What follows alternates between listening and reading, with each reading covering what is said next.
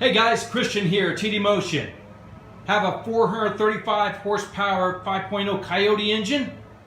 This is going into a Factory 5 NK4, and let's show you what's included with the package.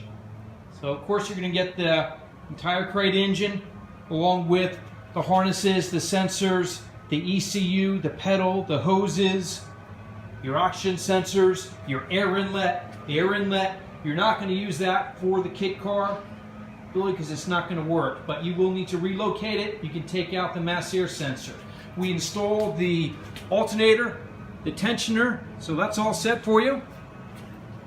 And then we do change out the oil pan. We use a low profile oil pan. It's a Canton Racing pan, has extra baffling, so it keeps the oil where it needs to be.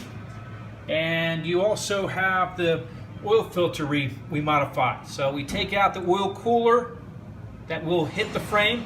We use the low profile one, therefore you won't have any issues there. Engine comes with oil. We put about 8 quarts of oil in it. Has the steel QuickTime bell housing, so this is going to be compatible with the 5-speed TKO. We install the pressure plate, the clutch. It's all torqued in place, aligned. We have the proper ring in place. Bell housing bolts are there, and then we have this vacuum control valves on the back of the engine. That will work for the MK4 for the Cobras, not the hot rod. So really, once we do install it into a hot rod, we'll just take that off and open up the valves, and there's really not going to be much any difference in power that you're going to lose there. So moving around here, we have the starter in place, a high torque starter, and then we have the transmission parts.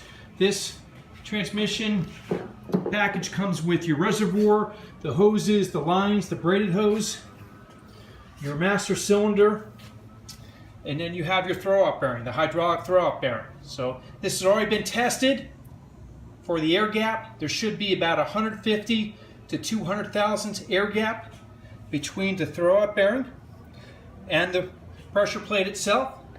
If for some reason there's an excessive amount of clearance, there are these shims. These shims represent about 60 thousandths each, so you could just do a simple math and add 1, 2, 3, or as many shims that you might need to take up the air gap.